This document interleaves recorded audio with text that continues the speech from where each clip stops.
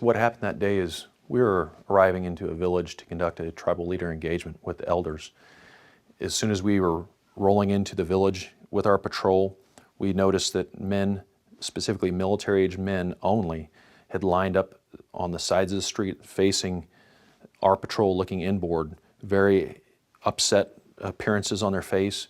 So as soon as we saw this baseline change from what we had seen earlier in that morning in that same village, we knew something was about ready to happen. I announced that in our vehicle. Then we immediately were hit with a car bomb, a very large car bomb which was filled with fuel. That impacted against our second vehicle. It detonated about 5 feet from that vehicle 2 in our convoy. It knocked the Marine sergeant who was manning the turret gun in that vehicle down. He was actually on fire very briefly until he extinguished himself. Then we began to receive machine gun fire from the south side of the road. So that vehicle that was right there, that incident, the Marine in the troop compartment stood to his feet, aimed it in his light machine gun and engaged that vehicle. The turret gunner extinguished the flames off of himself, aimed in that same vehicle, and they killed the individuals that were firing at us from that vehicle.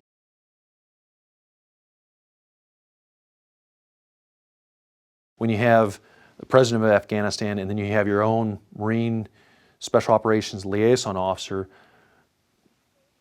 pushing this narrative out that we did kill civilians, and that's what's being picked up in the press, we also, those words from our Marine Special Operations Liaison had influenced the Army Special Forces colonel that we worked for, his boss back in Tampa, the 2-star Army Special Forces general, as well as our 2-star general, who, as soon as we were kicked out of Afghanistan, myself and 7 others who we flew back to the United States, what was pushed out in the mainstream media by our commanding general, who, while there was a criminal investigation going on, he went up and testified to a Senate committee, and Congressman Adam Smith from Washington State said there's enough information in these reports to show that this is at a minimum excessive force.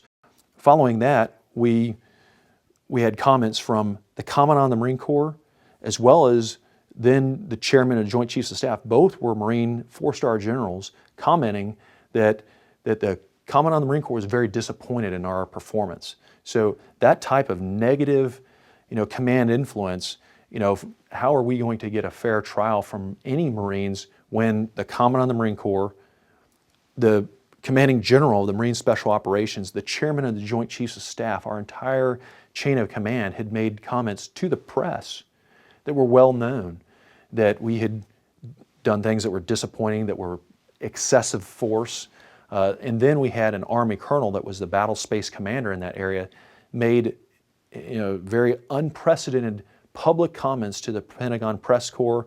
Many writers that were there, such as Reuters, captured his comments where he stated that this was a stain on our honor, that it was a terrible, terrible mistake, and he apologized.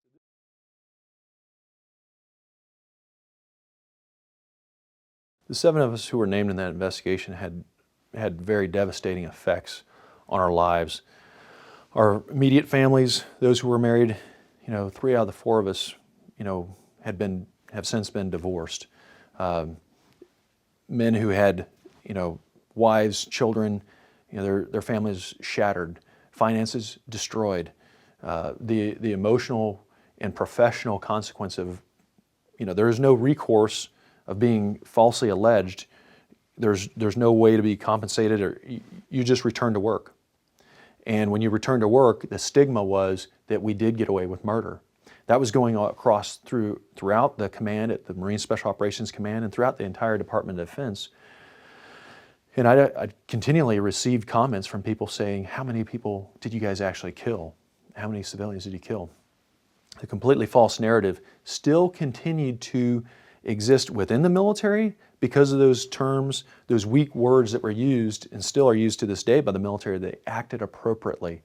A similar case that had not even gone to a court, which had gone through a process called an Article 32 hearing. It's just a hearing that had been adjudicated the year before by the convening authority of that same command, Marine Central Command, the previous commander, Lieutenant General Mattis, had ended the case for 2 Marines, Captain Stone and Lance Corporal Sherratt, by stating that in his eyes and in the eyes of the law, those Marines are innocent. And that's what we have asked for, but because that type of a verdict has never happened, throughout the civilian world and the media, to this day, we have the perception that's printed in the media, as most recently as January 2015, that we killed civilians. That's going on continuously, and that's why it is important for us to get the word out to straighten the record.